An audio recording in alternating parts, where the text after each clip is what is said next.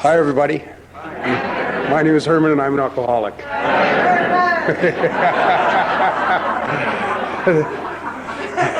That's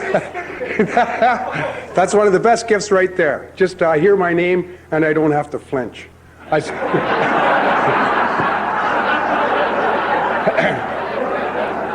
spent a big portion of my life flinching, you know. Everywhere I'd go, I'd hear small groups, 2, 3 people talking about me, and I'd flinch. Sometimes there was nobody there.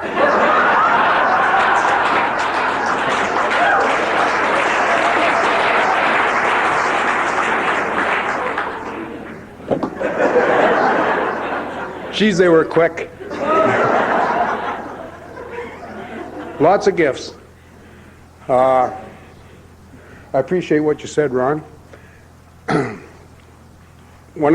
just talk about some of the gifts to start off with here. The first gift would be my very first intimate moment in AA, and like when I came here, like it's true about the flinching, and I was just really, really scared, and also I wanted to drink every day, and I wanted to drink every day for a year and a half that I was first here. And I used to spend a lot of time with this fellow who was 17 years sober the minute I got in. And I was sharing with him one day how I really wanted to drink so bad. And he said, Herman, he says, there are times I get so thirsty that I could suck up a drink through a shitty rag.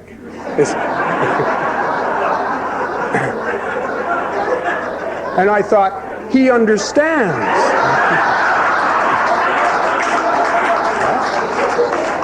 He knows what I'm feeling. You know? And that's the first time in my life that I actually felt heard. Like that somebody heard what I said, that what I said was taken seriously. And that's a very, very intimate moment. The next gift, of course, would be the day that the craving failed to surface. And again, that would be a year and a half down the road. And by that time, I had got a job at IPSCO. And I was working with the social club out there, and so I had this big high-top van, and I was driving around the yards. And it was about 2 o'clock in the afternoon, and I realized, you know, I haven't thought of a drink all day. And that's the first day that ever happened, and I was so happy that I stopped the truck, I stood up, and I started to clap. And then I started thinking, geez, what if somebody sees me? And I sat down and started driving again. I always made sure that to put the damper on anything that looked like sheer joy. Yeah. I think that just goes with early recovery. It's kind of part of our mission statement. You know, I shall never ever have any fun ever again. If you're going to take this sobriety business serious, you kind of got to walk around AA circles and make it look like you were weaned on a pickle, you know.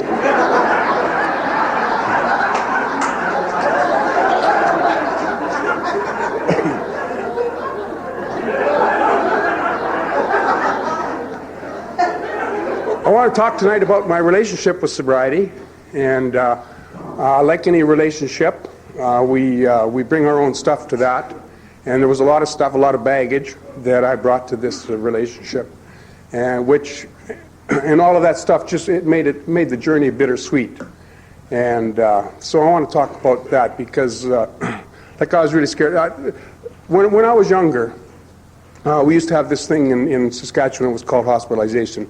And there was a card that went with it. And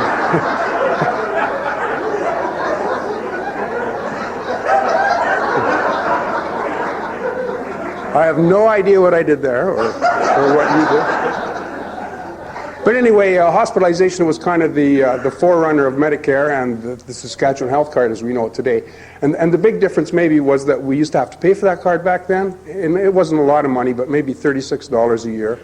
Or you could make 2 payments, $18 each. Anyway, but when I turned 18, Mom said, Herman, it's your job now to pay for that. Okay. Well, when she said that, like I'd already started drinking then, so it's not too much of a stretch to understand that whenever those payments came due, I just never had the money to make them. So I never had one of those cards. Well, and I was always worried sick that, maybe one day I'm going to need hospital services, and because I don't have that card, I'm going to be in a lot of trouble. And see, I'm only 18 years old there when this happens, so my fear is that if you ever get caught without that card, you go straight to jail. No questions asked. Well, years later, I'm working out at Esterhazy at the potash mine there, and we're insulating some ductwork. And a co-worker and I, we get into the Esterhazy Hotel early in the afternoon, and we got pretty drunk. And we jumped in the company truck, and we're driving out into the countryside along some of the local grid roads. Well, we hit this washed-out bridge and banged the truck up pretty good and popped the windshield. And the two of us, we land in the creek. Well, Mike wrenches his back pretty good, and I cut my head open. And there's a farmhouse a couple 100 yards away, and we actually crawled over there, the two of us. And the farmer, he drives us into the Esterhazy hospital. And the nurse on duty, she checks the two of us out, and she keeps Mike in the hospital for further observation. And she says to me, she says, "You're going to need some stitches." Well, right then it hits me, I don't have that card. And I just know that that's going to be her very next question. So I reach into my pocket, pull out what money I have, $4, and I poke it at her, and I say, "Give me $4 worth of stitches, please."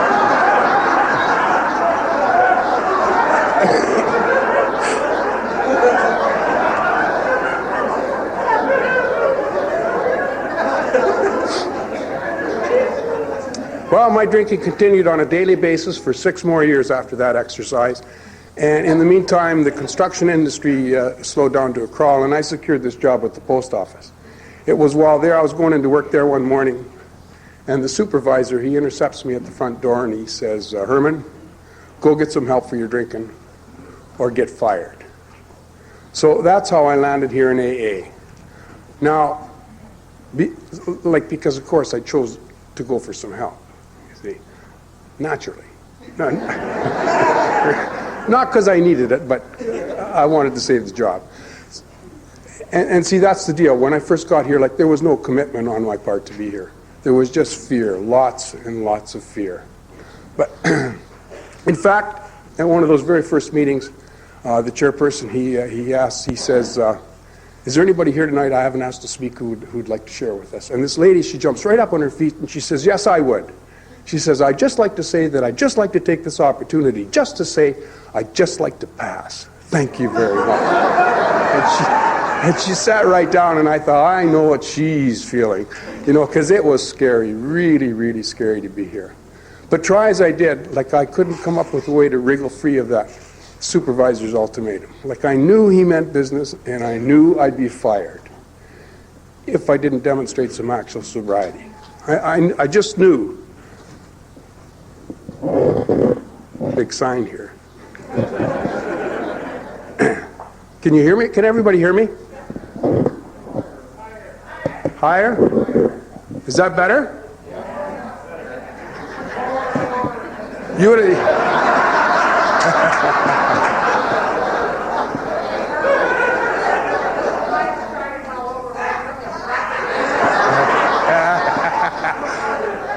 Thank you. The Al-Anon member brought this up here. Because the rest of you assholes would have sat there all night and not...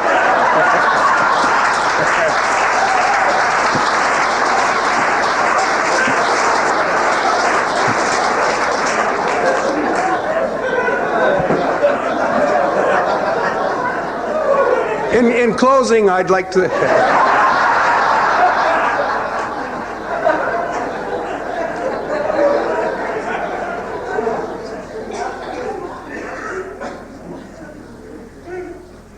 Anyway, I couldn't escape that supervisor's ultimatum. There was just no way. So I had to be here, as I saw it. But just because I had to be here doesn't mean I'd thrown in the towel. I was a thoroughbred alcoholic. Okay, so therefore I was slippery enough sly enough. I was willing to go to any length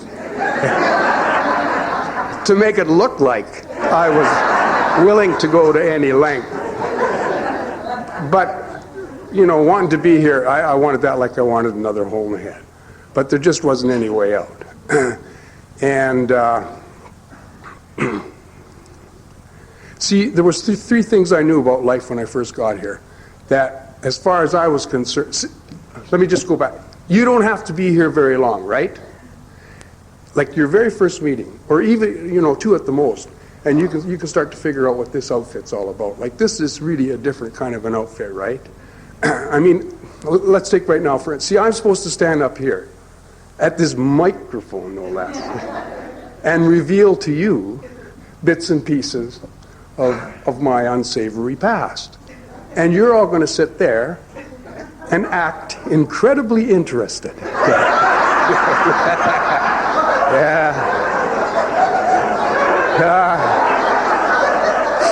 Now I may be a little bit or a whole lot. No. See, because when I got here, there was 3 things I knew about life that, as far as I was concerned, they were a lead pipe cinch, a for sure thing. And I wasn't going to mess with any of them. First of all, like, see, when I drank, I never ate.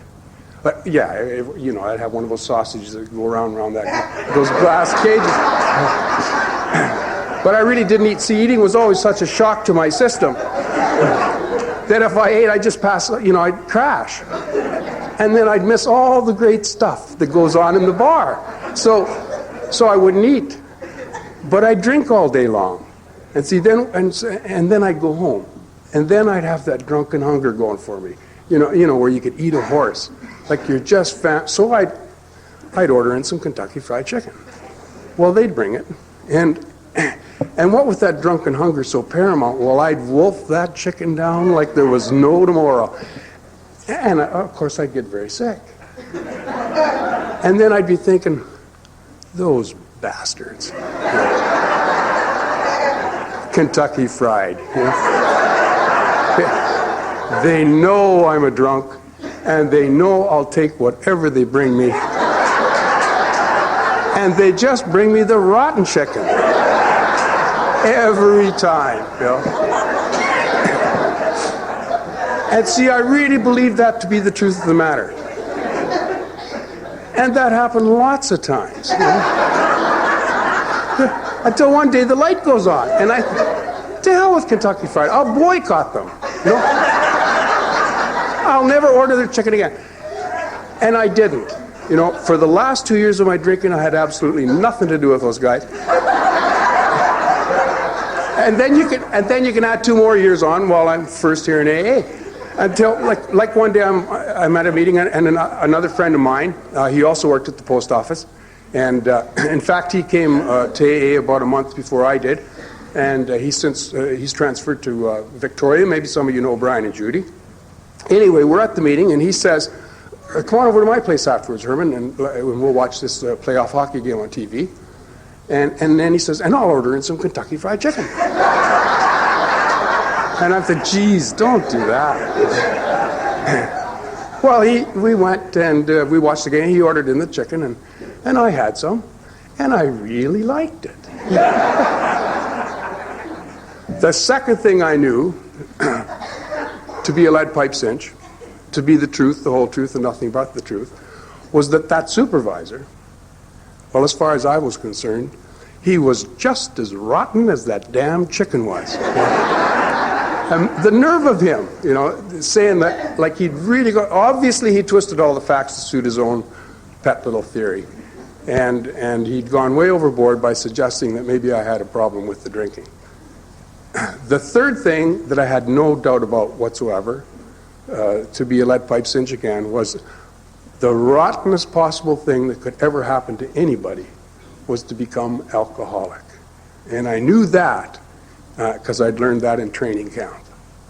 My dad, he was a full-blown, chronic, late-stage, rip-roaring alcoholic. And he died that way. And he never, ever did know the power of what he was up against. He never knew the power of this disease. He never knew what hit him. And my mom, she died years later, and she never knew what hit her either.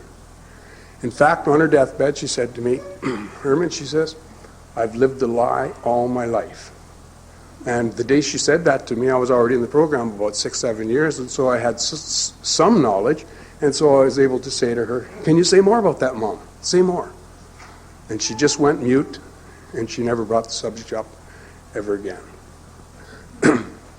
I was born and raised on right here in Regina on the 13 block Ray Street, went to Albert School, and as a little guy, 5 years old, 6 years old, my dad,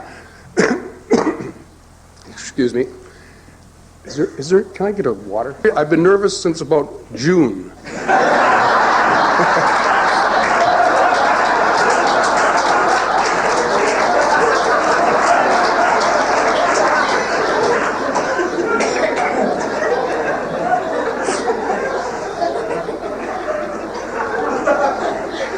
Anyway, as a little guy, see my dad, he drinks in the Empire Hotel, and I'm talking June, July, something like that now. They used to shut the bar down somewhere around 6 o'clock in the evening. They called it supper hour in those days. And my daddy used to come home, and I'd see him coming down the 13 block Ray Street, and he'd be so drunk that he'd be crawling on his hands and knees. Okay, and when I'd spot that, like I was just so full of shame that I used to run into the backyard and go behind the garage and just slump down on my haunches and be by myself. There was lots of things about my family that I just wasn't all that fussy about, and there's lots of things about me that I wasn't all that fussy about. And when anything ever surfaced in my life that I wasn't all that fussy about, it always became an open and standing invitation to hide, to cower, to withdraw, to isolate. Really a very unhealthy way to react to a situation. But none of us in our family, my sister, my two brothers, Mom, Dad, none of us knew how to respond to any kind of pain in a healthy manner. Yet we all tried in our own naive sort of way to smooth it over, make it better, make it go away. Dad, for example, he drank. Me, I tended to isolate. My sister, she'd get in the rocking chair and she'd rock back and forth for hours, and humming to herself. My oldest brother, he walked out of high school, grade 10, walked out of Regina, and to this day, he has never come back. My other brother, also older than me, he went off to university. Not the University of Regina like most Regina kids do, but he went as far away as he could get. He went to the University of Kentucky. He now lives in the Maritimes. We're a very close-knit family. And my mother, the way she handled the pain, she just screamed all the time. And it didn't seem to matter if you missed picking up a pair of socks or blew up the garage with a botched chemistry project. She'd just come unglued and she'd scream. And it seemed like she had this long Letterman list of instructions penned up somewhere inside her that she had to unleash on us on a daily basis. How many times have I told you to shut the door? Were you born in a barn? How many times have I told you to sit at the table till we're all finished eating? If I've told you once, I've told you 1,000 times to pick up your jacket. Now it's right there on your left. Pick it up! I said on your left, stupid! If it were a dog, it would bite you. It's a good goddamn thing your head's attached.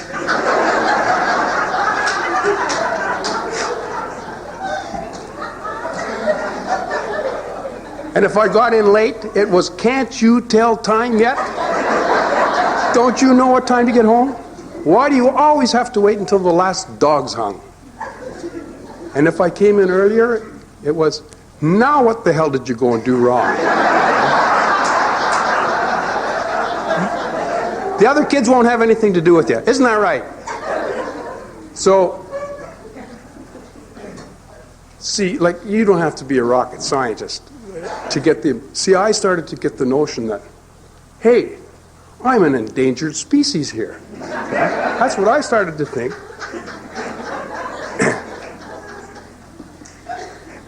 And I started to understand that there are certain people on this planet that you just don't engage in a conversation. And you don't answer any of their questions either. Because their questions were deliberately designed to bait little kids, unthinking drunks, small animals Puppy dogs. I mean, their answer, the question seemed innocent enough, like, how do you expect to do your homework like that, son? Well, I thought, in a pig's ass, you thought.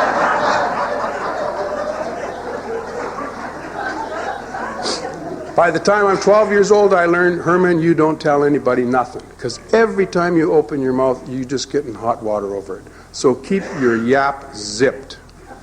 And see, I thought, the way I had it figured was that big people ask questions because somehow that gives them the green light just to stomp all over you and slam dunk anything you might cough up.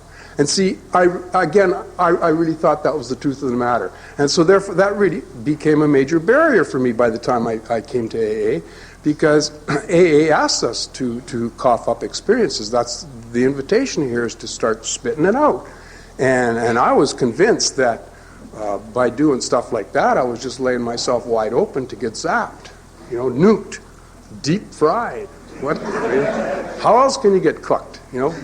That's what I thought was going on here. So I learned long before I ever got to AA to not say what was really on my mind, but to say whatever I thought it was that you wanted to hear.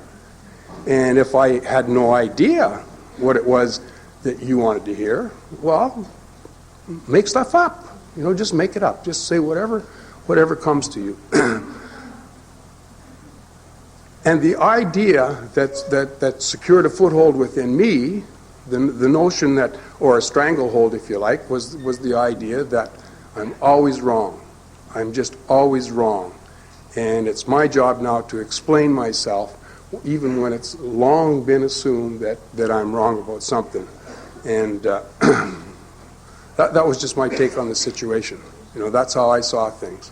That was just my perception.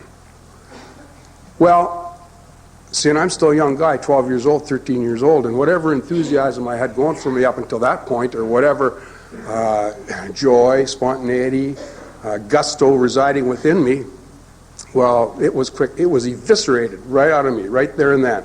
I mean, it was just yanked right out by its earlobes. And there's this big empty space left behind then now, and something's got to rush in and fill up the vacuum, and it did. And AA calls it restless, irritable, discontent. Mom, however, she called it by its real name. She called it ants in the pants. And ants in the pants is just the forerunner of nervous, bloody wreck. Which, that flinching crap that I was showing you about earlier.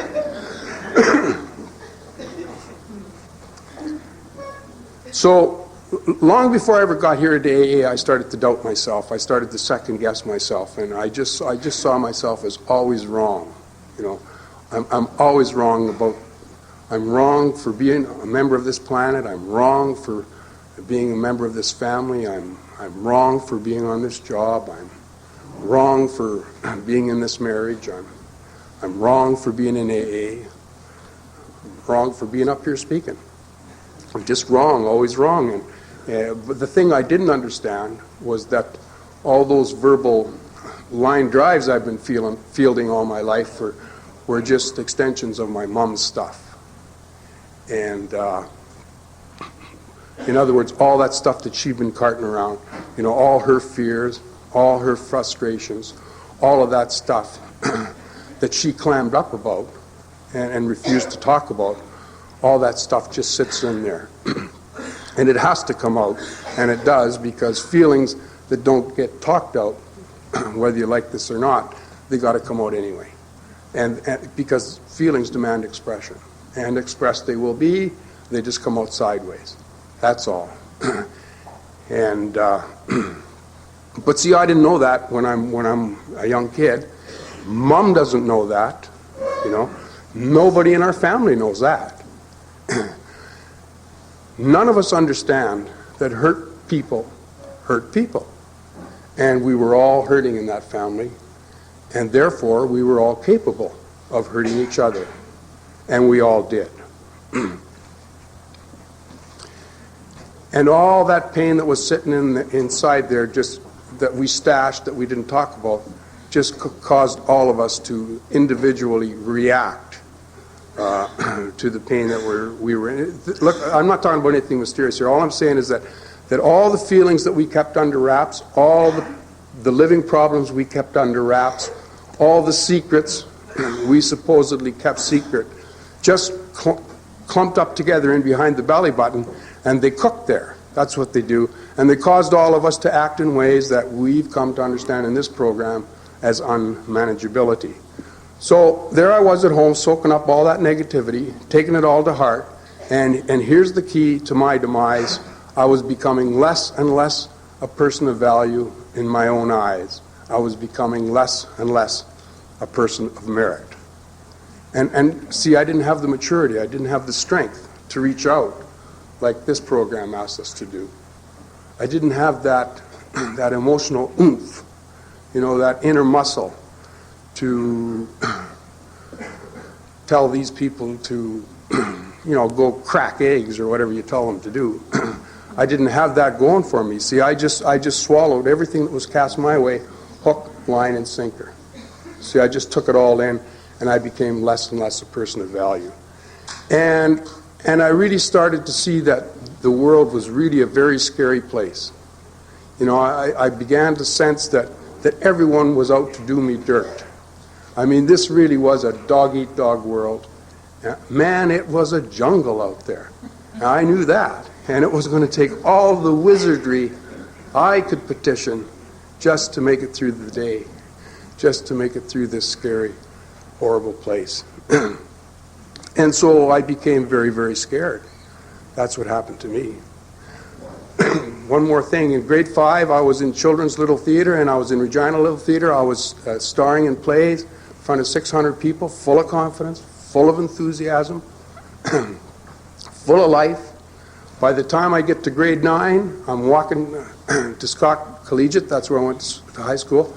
6 blocks away, I'm walking with my very best friend. I can't talk to him. I can't say a word. I mean, everything just shut down. That boundless enthusiasm, that sparkle, that full of life, it went fishing or something. It was gone. And I just became very, very self-conscious, really shy, felt awkward. In a word, I was lost. And I really did think it was a jungle out there. I just really thought everybody was out to get me. In fact, my favorite cartoon is this little guy. He's about 2 years old, 3 years old, just a little wee guy, and he's wearing a baseball uniform. And he's got his baseball cap on. He's got it on backwards, of course, and he's got a baseball glove in his left hand here. And he's dragging a bat behind him because he's just a little guy, so he's dragging it. And he's looking in this full-length mirror, and he's saying in the mirror, it's you and me against the world. Frankly, he says, I think we're going to get creamed.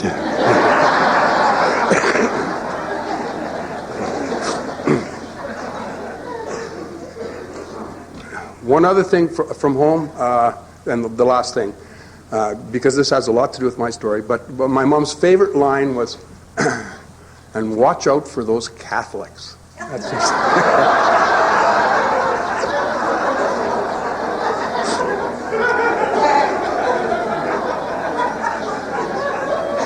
My best friend Kenny lives 3 doors from me. He's Catholic. Yeah. And he's my very best friend. And it's funny because even at 4 years old, like there's some kind of chemistry between Kenny and I. Even at 4 years old, Kenny's now dead. He died of alcoholism. Okay, so there's something going on there. I don't know what it is, but we kind of know about it even early. But anyway, Kenny and I, grade 4, it's this time of year. Actually, it was in October. And in October, on 13 Block Ray Street, everybody used to rake up their leaves, nice, neat little piles in the back lane. The city dump truck used to come along, pick them up, take them out to the dump. Kenny and I, we'd go up and down the back alley, and we lit every one of those piles of leaves on fire. Okay. Well, all the fire trucks are out, the police people, all the neighbors and everything, and the police, they take me home, and they talk to my mom. And when my mom is when the police are finished with my mom, they go away, and my mom turns to me and she says, "Herman, that's what you get for hanging around those Catholic kids."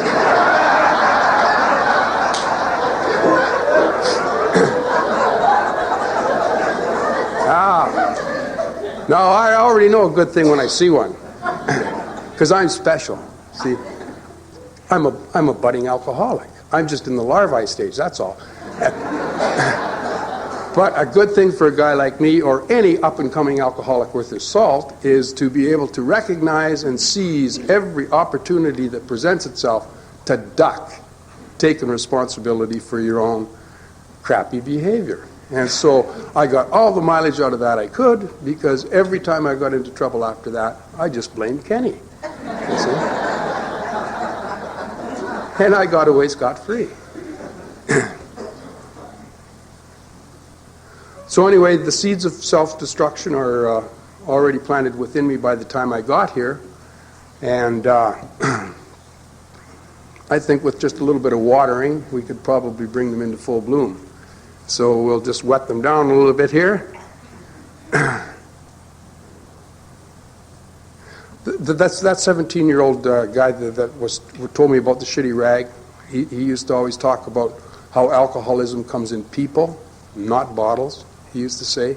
And see, I had all this stuff going for me by the time I got here, and I still hadn't even really taken a drink. But okay, but all of that stuff, that self-consciousness and all that awkwardness and all of that kind of stuff, that shyness, all of that was now with me all the way through the years of high school. Okay, and when I leave school, I gotta, like, I'm just so insecure. Okay, and I'm so fidgety around people, and I'm just always flinching and just always very suspicious of everybody. And so, like, I don't feel safe. I don't feel secure around anybody. And so I got to develop this kind of game plan in order to get along with people. And so I figure, well, I'll just steer clear of people. Like, kind of like what I did with Kentucky Fried Chicken there. You just kind of got to boycott a bunch of people and not have a hell of a lot to do with them. And also stay out of sticky situations. Because I really didn't, I couldn't get caught making a mistake, you see, because it was just torture for a guy like me. So I got this game plan, but see, the plan's got a hole in it. It's not a very good plan, because see, when you put a dash of alcohol into me, and then salt and pepper that with the sprinkling of other human beings, you see, well, me and alcohol and other human, like, you probably don't believe this, but we clashed. You know, I mean, it was always a contentious. I spent a lot of time at Taylor Field as a kid, and like, I worked the mechanical scoreboard for the Rider games and for all the Red Sox games, and I sold hamburgers there and all of that, hot dog, all of that stuff, and as a result of that, see, I kind of, I thought I'd become a sports fan. That's what I don't see that anymore, because since I got sober, like, I've been to Rider games, and I haven't even said yay once. Yeah.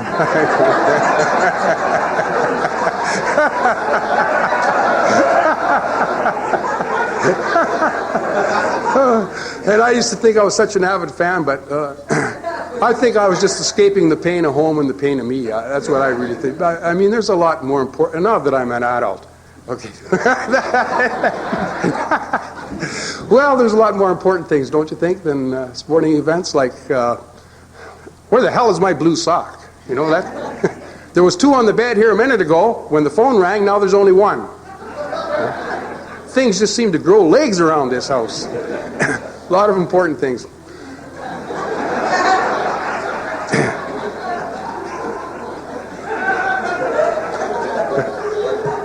Anyway, I followed the Rough Riders around. I used to like to get on those bus trips. You know the bus trips I'm talking about? Calgary, Edmonton, Winnipeg. I followed the Rams around. I went to Saskatoon and followed the Pats lots of times in playoff. They used to have the bus trips. One time I'm in Dauphin, Manitoba, okay? Busload of us go down there. And, of course, there's just a lot of drinking goes on those buses. And I'm in the stands, and I'm drinking in the stands. And the security people come along and take me out of there. And they put me in this room underneath the back of the ice, wherever the hell, in a small room. This was in Dauphin, and it was the Memorial Western Canadian Final. And the judge, of course, he's in the stands, so like everybody in town's at the hockey game. So they took me out in the first period already, and so I'm in there, And I have to wait for the whole hockey game, and then the judge comes down. They have this quick little kind of court there, whatever the hell it was. And he says to me, "How much money you got?" I check. "I got $20. He says, "The fine's $21. Well, I had to go back on the bus and beg for another $1. And of course, they're all drunk, and they're all having fun with me and all of that. And anyway, in the end, somebody gives me $1, and I went back and paid the $21.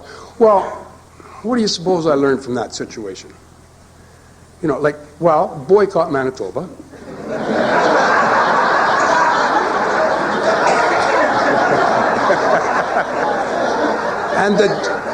And it's rather obvious the judge is Catholic,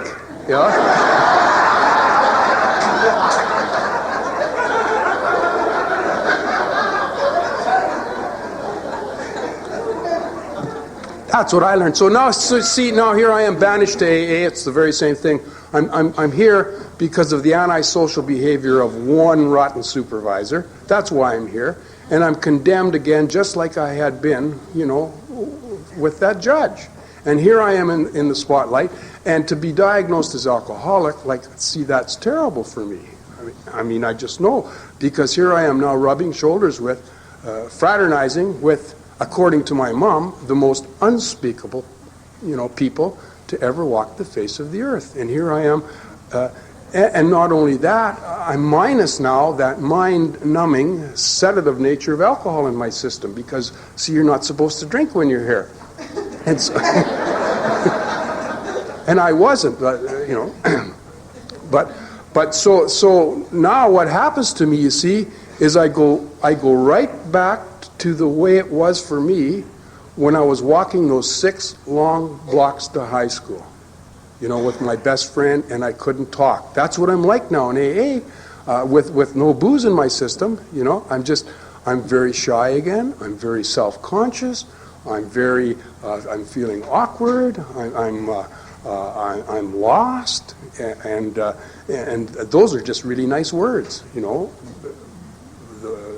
because they're just polite ways of saying I was paranoid as hell. That's what I was to be here, paranoid, and that fiendish diagnosis, alcoholism. So I didn't want to be here.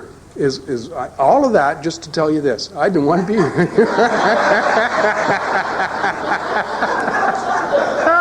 You guys thought I did, didn't you?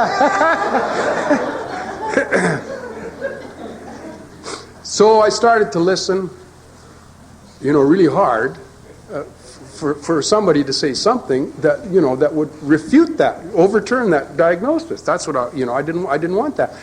And but that's not really an unnatural approach for a guy like me to take, because I was always just hearing what I wanted to hear anyway, And so, but sure enough, somebody would say something, and I never talked in AA for 8 months. Okay, I just sat here and shivered. That's all I did. But I talked to myself. Okay, and that's a good thing I did, because if you don't talk to people, you could go crazy. So I was talking to myself. And some guy would say, he'd be talking about how he smashed up a car, and I'd be, "Hey, Herman, you never did that." Woohoo!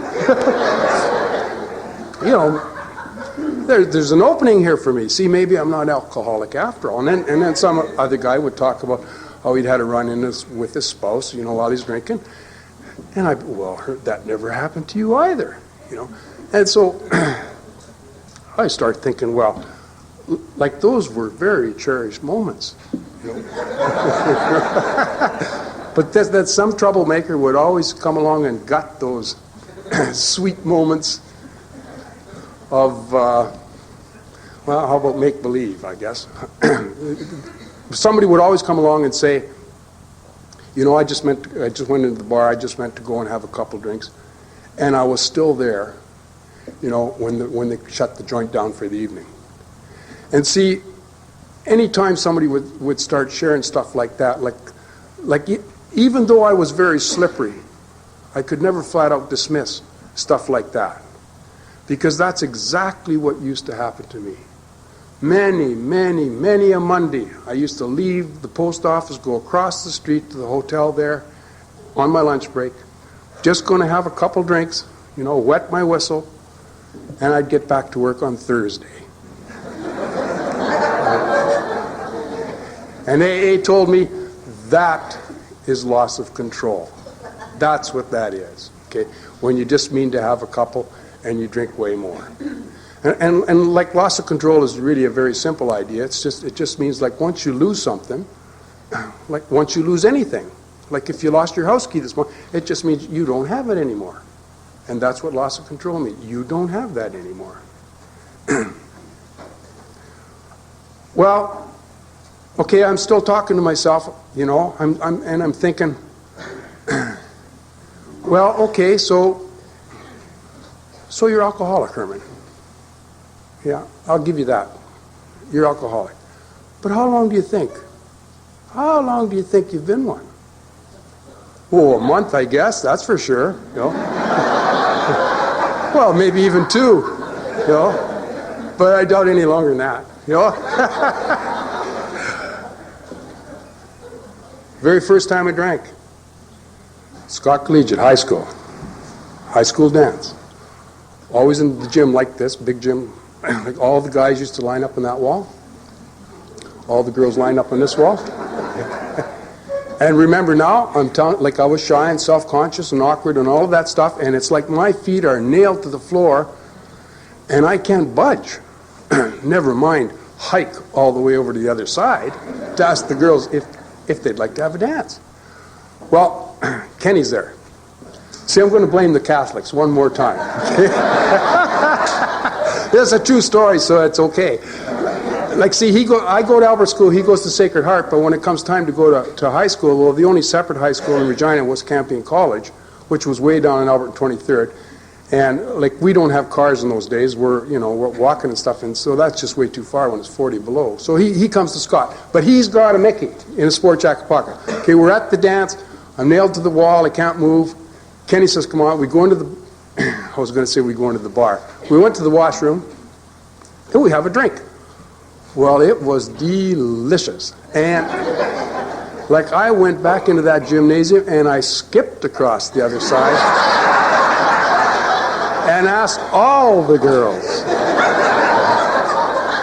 would you like to dance? And it wasn't long after that, Kenny and I are back in the washroom, and we have a couple more drinks, and it was so good that I was up on stage with the band, at the microphone no less, and I'm singing. The next morning, horrific embarrassment, like I just died. And in spite of all the shame, and in spite of the repulsive nature of that whole thing, 6 months later, at the very next dance, I repeated the identical exercise, the very same thing. I mean, of Tommy B., a guy from Winnipeg, some of you would know him. He used to speak lots at roundups. He used to say there's this this line that we cross, we alcoholics, when we go from social drinking to alcoholic drinking. And then he'd say the line is right here.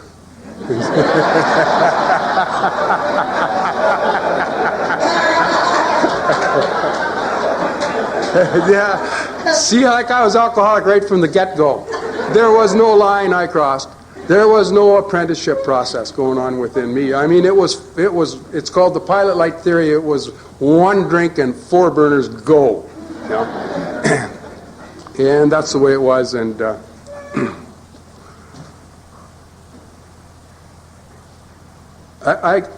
but I got clever, and like I had this weird ability to be able to think that I really knew what I was doing all the time, and like, see, I knew that alcohol's a kingmaker. Okay, like 1 drink and I was king in the castle, and while I'm king, like nobody, you can't tell me nothing. Like even bartenders used to say, don't you think you drink too much? I mean, even bartenders used to say that to me. But see, I had opinions of my own that would match theirs any day of the week. And And it may have looked to them like I was considering what they said, but I'd rally, you know, and because I just could. I'll give you an example here. I'm there and I go broke, okay? And through the grapevine, I understand that you can go to the Salvation Army there, and you can talk to the people, and they'll feed you, okay? And they'll do that for 7 days. Okay, that's my understanding. So I go over there. And there's this big long lineup, and I'm in this line, and I get to the front of the line, and then I go into this little room, and there's this guy sitting in there, and he's got this Salvation Army uniform on. He's a captain, and he's sitting behind this oak desk, and he looks at me, and he says, "Yes?" I said, "Well, I hear that I have no money, sir, and I'm broke, you know, and I'm really hungry, sir."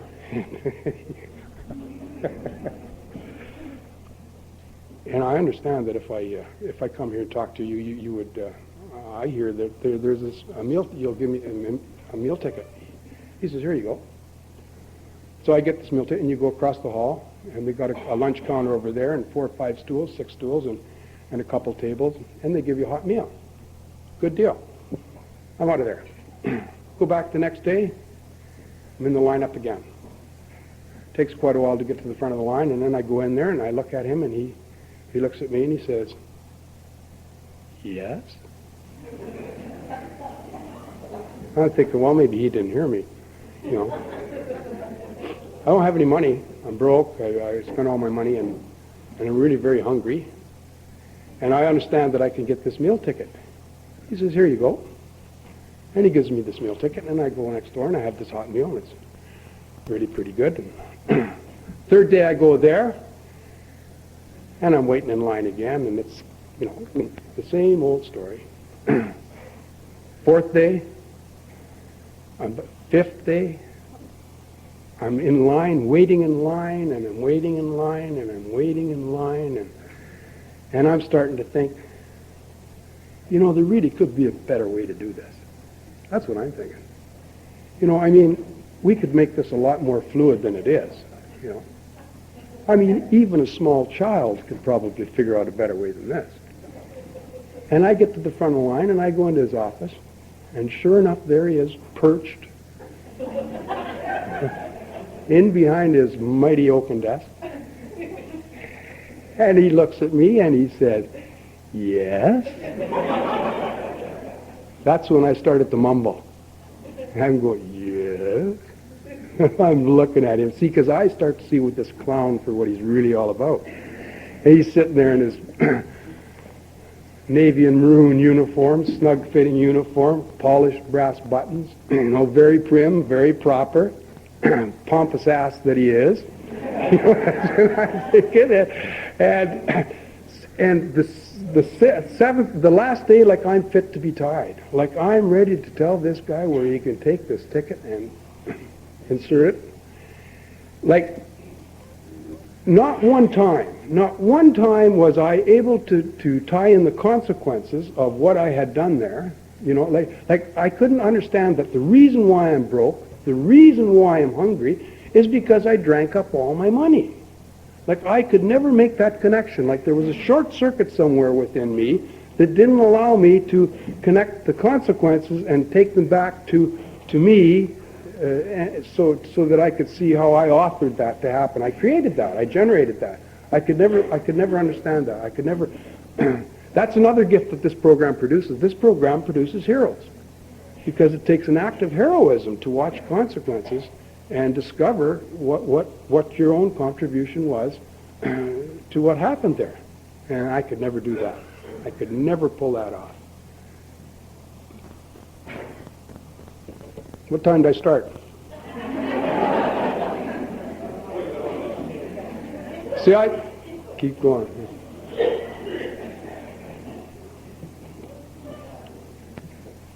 See, I just thought he was another one of those guys that was out to do me in and out to do me dirt, and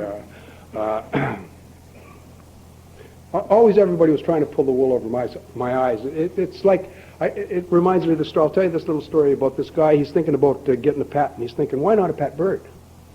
So he goes into this bird store, hundreds of birds, little yellow ones. And they all look the same, and he wants to make this wise choice.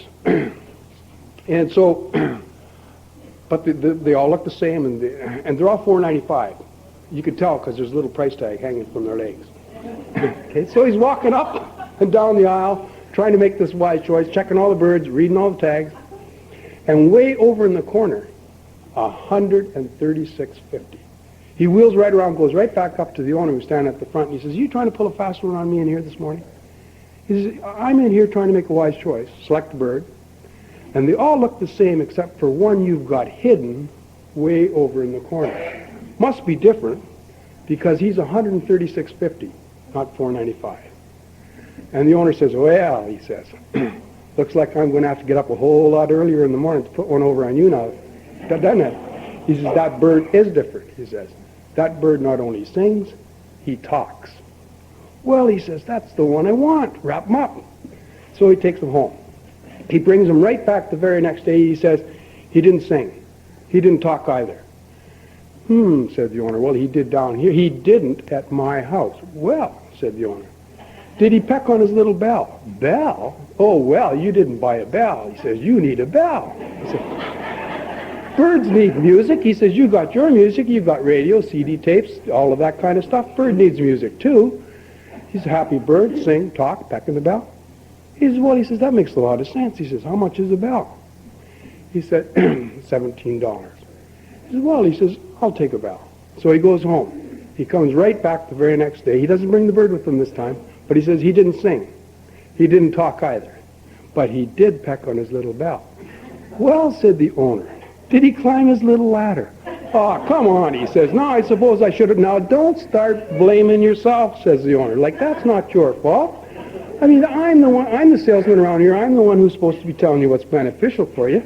Of course the bird needs a ladder. The bird needs exercise, you jog." He says, "Bird needs to do the same thing. Healthy bird, happy, sing, talk, peck on the bell."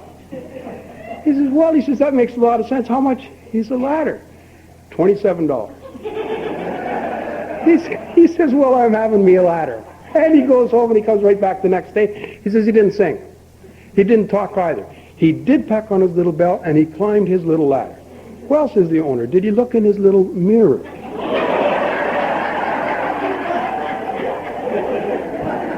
"Come on," he says, "now you're going to tell me I need a mirror." "No, I'm not." He says, "You've got a mirror. The bird needs a mirror," he says. "You got one. You preen in your mirror." He says, "The bird needs to preen too. Look," he says, "here's another benefit for you. Bird gets to look in that mirror. He thinks there's another bird in there. He tries to carry on a conversation. See, he starts talking." "Well," he says, "how much is a mirror?" $47. "Well," he says, "that makes a lot of sense." He says, "What you're saying, I'll take a mirror." So he goes home. He comes back the very next day. He says he didn't sing, he didn't talk. He says he did peck on his little bell, and he climbed his little ladder, and he looked in his little mirror, and I know because I dragged the chair over there, I stayed home from work, and I watched him all day long. Did he swing on his little... Give me a swing, he said. He goes home, he comes back the next day, he says, "The bird's dead." "The bird's dead?" "That's what I said, didn't I? The bird's dead. I can tell a dead little bird, can't I? Feed up." He says, "Well, did he ever sing?" He says, "No." He says, "But you'd have been proud of that bird." He says, "This morning when I took the cover off, he looked healthy and he looked happy and he looked right at me. And he hopped over there and he pecked on that little bell and he jumped over to that ladder and he went about halfway up that ladder. And no, I'd put that mirror about halfway up. I'm not saying a bird can smile, but sure looked like he did. And then he went up to the top of that ladder and he jumped over in that swing. And right before he toppled off, he looked directly at me and he said, "They didn't sell bird seed?"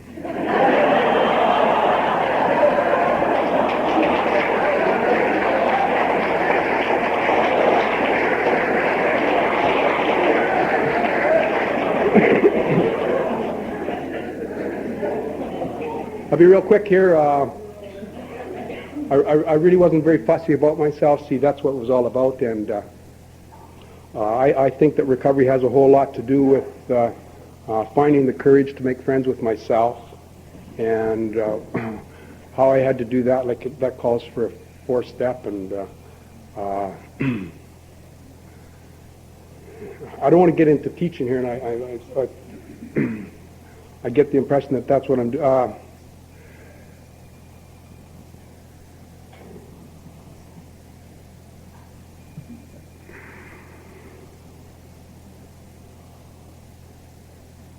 See, I thought the world was a jungle, and the deal is, like, I'll ask myself the question, was it really a jungle out there, Herman, or did you just turn yourself into a beast? And, of course, we all know what the answer is. And it was all because I didn't like myself, and I never did find that bloody blue sock.